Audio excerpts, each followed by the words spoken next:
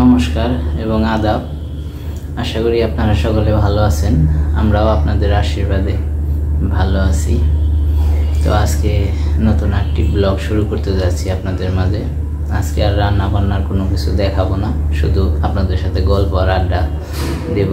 তো সেই গল্পের মাঝে মাঝে আমাদের সম্পর্কে অনেক কিছুই আপনারা জানতে পারবেন। তো আজকে একটি ব্যতিক্রমী ব্লগ আপনাদের মাঝে আমরা দিতেছি। আশা করি আমাদের পাশে থাকবেন এবং দেখবেন। আমি শর্টকাটে ছোট করে শুরু করতেছি। তো ছোটবেলা থেকেই আমাদের আমার বয়স যে খুব বেশি তা কিন্তু না, খুবই কম বয়স, কেবল 35 বছর বয়স হয়েছে। এইটুক ছোট বয়সেই জীবনের অনেকগুলো রং দেখে ফেলছি। এটা দেখে ফেলছি কি জন্য? ঈশ্বর আমারে দেখাইছে এবং আমি অনেক কষ্টের মাধ্যমে বড় হয়েছি, এই জন্য দেখতে পারছি। কারণ জীবনে কষ্ট না করলে আসলে পৃথিবী সম্পর্কে বোঝা যায় না, ধারণা হয় না। অল্পতেই সব কিছু পেয়ে গেলে সে কিছু বুঝতে পারে না, তার হাতের কাছে সব কিছু থেকে গেলে। আমার যখন জন্ম হয়েছে তখন আমার মা রক্ত স্বল্পতায় ভুগতেছিল। আমার দাদুর অনেক সয় সম্পত্তি ছিল, কিন্তু হ্যান্ড ক্যাশ টাকা ছিল না। তো আমার বাবাও তেমন কোনো ইনকাম তখন করতো না, সেই বিধায় আমার মারে তেমন কিছু দিতেও পারে নাই। তো প্রথম সন্তান মামার বাড়িতে আমার জন্ম চৈত্র মাসে সন্ধ্যা 7:23 দিকে মা লিখে রাখছে, সেইগুলো আপনাদের মাঝে শেয়ার করতেছি।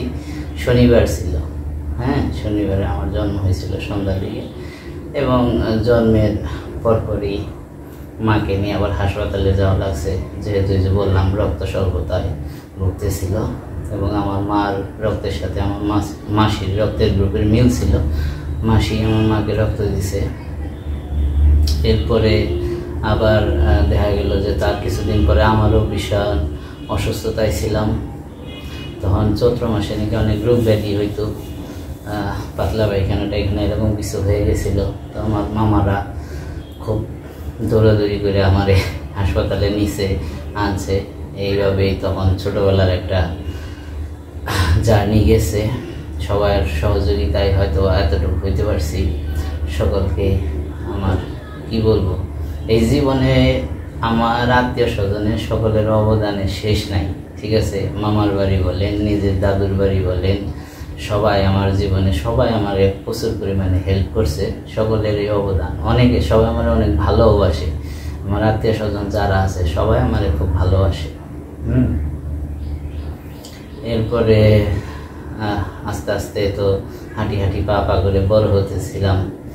আর আমার মা তো প্রচুর পরিশ্রম করছে। তখন যে ধান বানা লাগতো, ধান বানতো ঢেকিতে, ধান বানতো। আর আমাদের বিরিঞ্চি ছিল, বিরিঞ্চির মধ্যে দাঁড়িয়ে থাকতাম, হেবড়ে বাড়াবাড়ি কিংবা ওই বিরিঞ্চি ধীরে ধীরে বসে থাকতাম। মার গল্প যেগুলা বলছে সেইগুলা শোনা।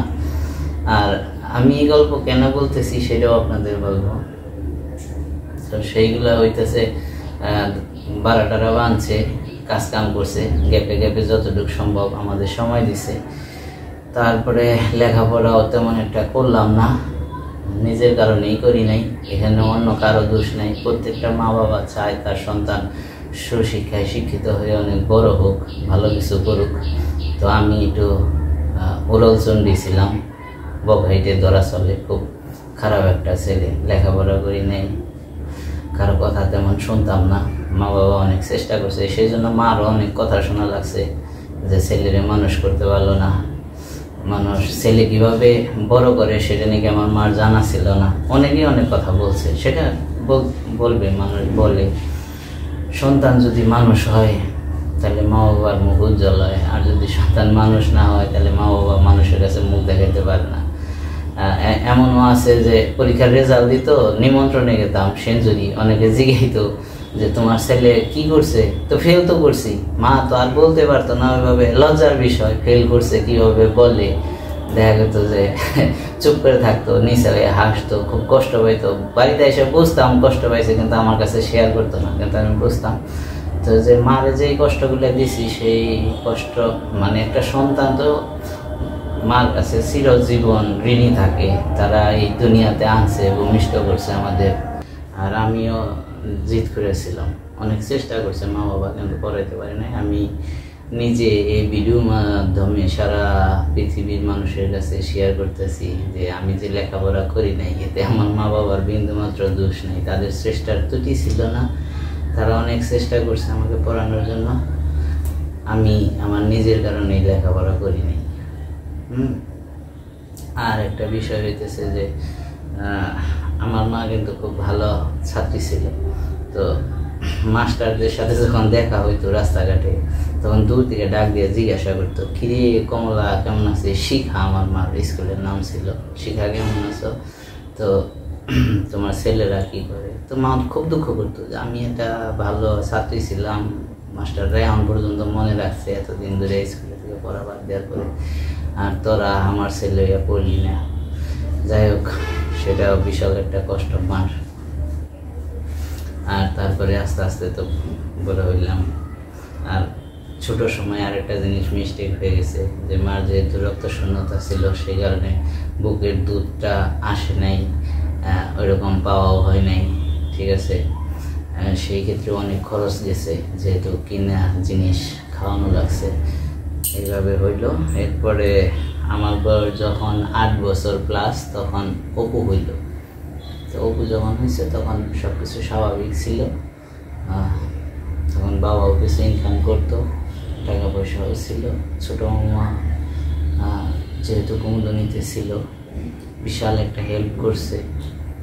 আর আমাদের জীবনে মামার বাড়ির ভূমিকা অনেক বড় ভূমিকা। ঠিক আছে, এগুলা বইলা মানে মোবাইলে এগুলা বইলা শেষ করা যাবে না। ঠিক আছে, মামার বাড়ি না থাকলে হয়তো আমাদের এতটুকু আশাই হইতো না। বললাম তো, শুধু মামার বাড়ি না, সবাই আমার বেশি সহযোগিতা করছে, কিন্তু মামার বাড়ি সবচেয়ে বেশি করছে। এরপরে হইল ধরেন যে আমার লেখাপড়া যেহেতু বাদ হইলো, চাকরি বাকরি তো একটা কিছু করতে হইব। পুরুষ মানুষ বাড়িতে বসে বসে তো আর খাওয়া যাবে না। এদিক সেদিকে নানান কাজেই গেলাম, কোনো কাজে তেমন সফল হইতে পারি নাই। ওই যে শুকনাল কাকা, কৃষ্ণ বাবা দেখেন, ওনার সাথে কাঠমিস্ত্রির কাজও করছি 6 মাস। তারপরে আবদুল্লার বাবা কাদের ভাই, ওনার সাথে রাজমিস্ত্রির কাজও করছি। ঠিক আছে, বেশ কয়েক জায়গায় রাজমিস্ত্রির কাজ করছি। তো এগুলা টেগুলা করেও জীবনে সব কিছুই দেখা হয়েছে। আর আরেকটা কথা, আমি যখন প্রথম টেক্সটাইলে চাকরিতে আসি, আমি বললাম তো আমি খুব জিদ ছিল আমার ভিতরে। তো আমি যখন প্রথম ওই রূপচন্দা ইমরানদের বাড়িতে কামলা দিছিলাম, কামলা দিয়ে টাকা নিলাম।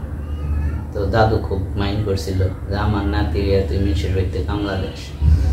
পরে দাদুর কথায় কথায় বললাম যে কোনো কিছুই তো বললাম না, জীবনে একটা কিছু করে খাইতে তো। আর আমি চাই না যে আমার জীবনে কারো জন্য, এখন যেহেতু হাত পাও আমি একটা কাজের উপযোগী হয়েছি, বড় হয়েছি, কাজ করে খাইতে পারি, শরীরে শ্রম করার মতো ক্ষমতা আসছে, তো এখান থেকে আমি কাজ করেই খাবো, কারো উপরে নির্ভরশীল হইতে চাই না।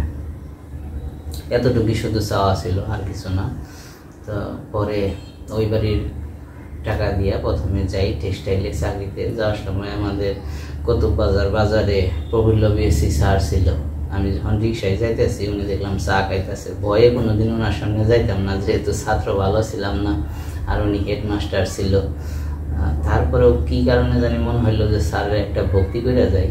পরে গেলাম, স্যারে প্রণাম করলাম, ভক্তি করলাম। তো স্যার বললো কই যাইতেছস? বললাম যে স্যার এরকম টেক্সটাইলে চাকরিতে যাইতেছি। স্যার বুকের মাঝে জড়িয়ে ধরলো এবং খুব সুন্দর কথা বললো যে গৌতম, যা করছসই, এখনো অনেক সুযোগ আছে, মনোযোগ দিয়ে কাজ কাম কর। অনেক মানুষ আছে লেখাপড়া করে নাই, কিন্তু কাজ কাম করে অনেক বড় কিছু করছে, লেগে থাক, ভালো কিছু হবে। তো স্যারের সেই কথা এখনো মনে আছে। সে নাই হয়তো, সুন্দর আমার সেদিন বলছিল, অনেক আশীর্বাদ করলো, মাথায় হাত দিয়ে দিল। সেদিন একটা খুব কনফিডেন্স পেলাম যে না, এত বড় মানুষ আমার এইভাবে বুকে জড়িয়ে ধরে মাথায় হাত দিয়ে আশীর্বাদ করে দিল। সেটা আমার বিশাল একটা কনফিডেন্সের জায়গা তৈরি হইলো সেখান থেকে। তো তারপরে টেক্সটাইলে চাকরি করতে করতে করতে করতে এত দূর আসা, এর মধ্যে চড়াই উতরাই অনেক কিছু গেছে। আর আমার বয়স যখন 8 বছর ছিল, তখন দাদু দিদির সাথে একবার ইন্ডিয়াতে গেছিলাম। একটা ছোট গল্প আপনাদের শেয়ার করি। ইন্ডিয়ার তো ইন্ডিয়ায় যখন যাই শীতের দিন ছিল, শীতের দিন, সেই সময় ওই ডবল পার্টের জ্যাকেট ছিল, কালা জ্যাকেট ডবল পার্টের, এরকম মোটা ফোলানো, সেইগুলো হয়তো আমার এক পিসাতো ভাইয়ের ব্যবহার করা জিনিস, কিন্তু খুব সুন্দর। তারা জিনিসগুলো বাসায় থাকতো তো তারা যত্ন সহকারে রাখতো, হয়তো বছরখানিক ব্যবহার করছিল, এরপরে আমারে দিছে। আমি তো ওই জিনিস পেয়ে খুব খুশি, যে আমার জীবনে মনে হয় যে চরম একটা জিনিস পাইলাম, যে খুব আশা ছিল এরকম যে একটা জ্যাকেট গায়ে দিন, কিন্তু কিনতে পারি নাই। ওরকম জ্যাকেট পাওয়া মানে কি আমার কাছে বিশাল কিছু। তো ওই জ্যাকেট গায়ে দিয়ে ইন্ডিয়াতে গেছি।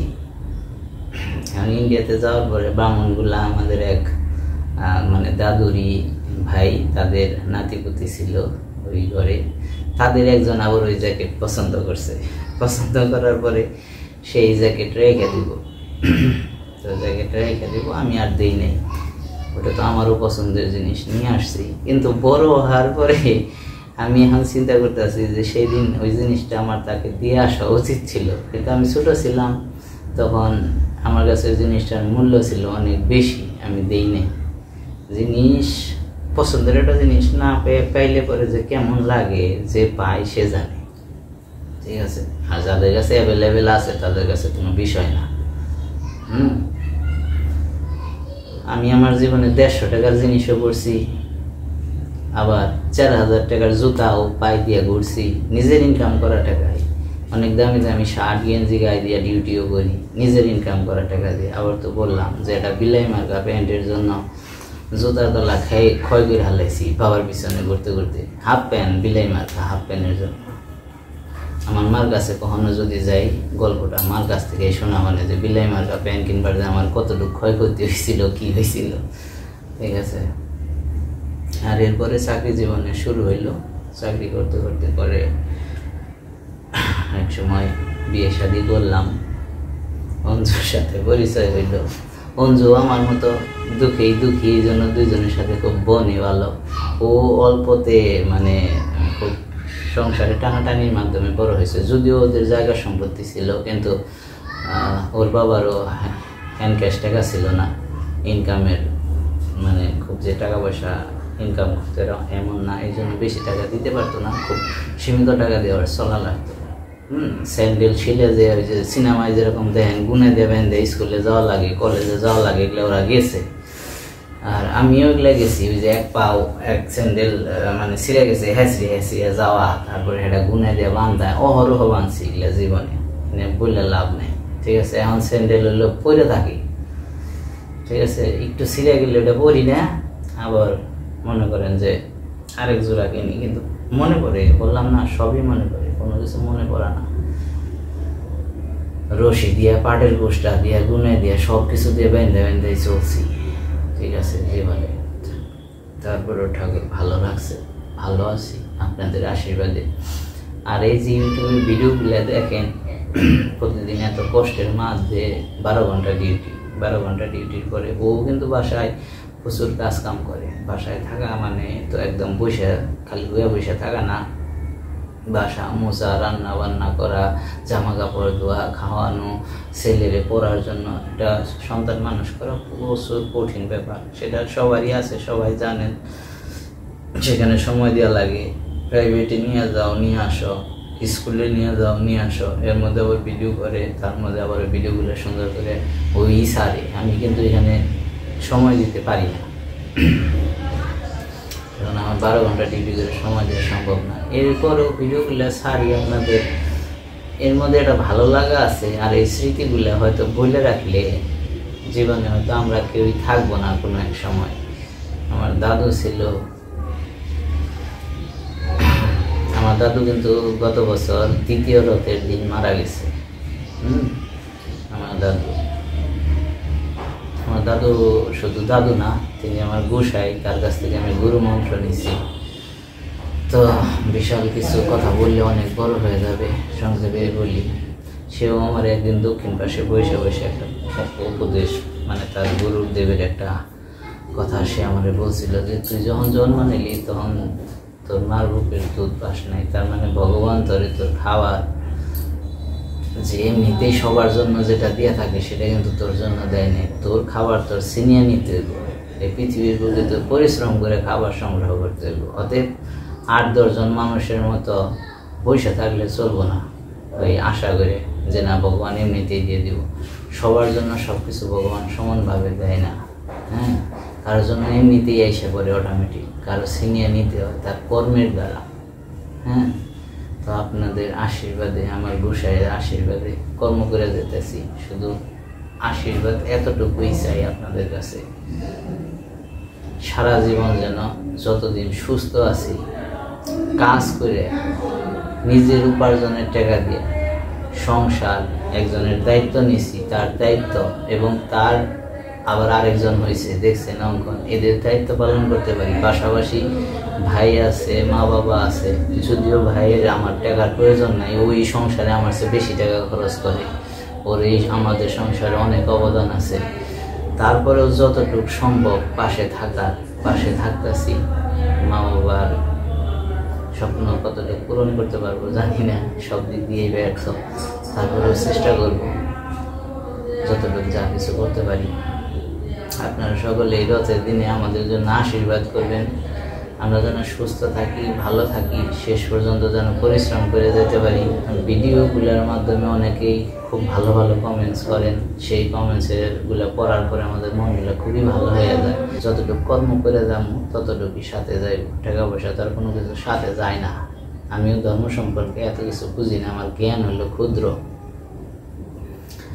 আর যারা আমাদের এই ভিডিও দেখেন, এই ভিডিওর মধ্যে অনেক বড় বড় জ্ঞানী মানুষ আছেন, তাদের কাছে আমার দুইটা জিনিস জিজ্ঞাসা এই ভিডিওর মাধ্যমে, যেটা আমি ছোটোবেলা থেকে খুব জানার জন্য আগ্রহ, কিন্তু জানতে পারতাছি না। সেটা হলো একটু ধর্মীয় বিষয়ে চলে যায় হালকা করে।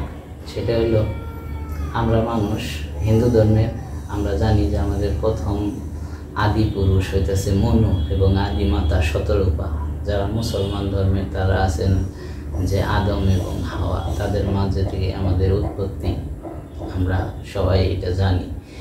আমার প্রশ্ন হচ্ছে যে প্রত্যেকটা সন্তান তার মা বাবার কাছ থেকে কথাবার্তা বলা শিখে। যেমন বাংলাদেশে জন্ম নেয়, বাংলা ভাষায় কথা বলে, কি জন্য? আমরা বাঙালি বিধায়। আবার আমেরিকা, লন্ডনে যারা জন্ম নেয় ইংলিশে কথা বলে, ইংলিশ, তামিলে নিলে তামিল, ঠিক আছে? এরকম নানান ধরনের অনেক ভাষা আছে। তো আমার কথা যে প্রথম মানুষ যদি মনু এবং শতরূপা হয়ে থাকে, আদম এবং হাওয়া হয়ে থাকে, তারা কোন ভাষায় কথা বলতো? তারা যদি আরবিতে কথা বলে থাকে তাহলে তো তাদের সন্তান সবাই আরবিতে কথা বলার কথা, এত ভাষায় পৃথিবীতে আসার কথা না। আর যদি তারা সংস্কৃত ভাষায় কথা বলে থাকে তাহলে তো এই পৃথিবীতে সবাই সংস্কৃত ভাষায় কথা বলার কথা, এত তো ভাষা থাকার কথা না। কারণ মা বাবার কাছ থেকে তো প্রথম সন্তান কথা বলা শিখে। আর পৃথিবীতে যেহেতু ওই সময় আর কোনো মানুষই ছিল না, তাহলে অন্য ভাষাটা তারা শিখলো কই কাছ থেকে? পশু পাখির কাছ থেকে তার ভাষা শেখা সম্ভব না, তাই না? পশু পাখি তার মানুষের মতো কথা বলতে পারে না। এইটুকুই জানার বিষয় ছিল। যদি সম্ভব হয় জানাইবেন, তাহলে বুঝতে পারবো যে আসলে এই বিষয়গুলো কই থেকে কীভাবে আসছে। জ্ঞান সীমিত, জানার ইচ্ছা প্রচুর, ঠিক আছে? আর আমি মানুষের কাছ থেকেই শিখি, বই পুস্তকের থেকে আমার শেখার তেমন একটা হয়ে ওঠে না। যদিও পাইলে টুকিটাকি ছোটোখাটো বই টই পড়ি, কিন্তু মানুষের কাছ থেকে আমি বেশি শিখতেছি। অনেক কথা বলে ফেললাম। সকলে ভালো থাকবেন। রথযাত্রার দিন আমাদের জন্য সকলে আশীর্বাদ করবেন, আমাদের পরিবারের জন্য। সকলেই আমাদের ভিডিওগুলো দেখবেন, পাশে থাকবেন। সকলের সুস্থতা কামনা করে আজকের মতো আমাদের ভিডিওটি এখানেই শেষ করতেছি। ভালো থাকবেন, সুস্থ থাকবেন। জয় জগন্নাথ, জয় রাধা মাধবের।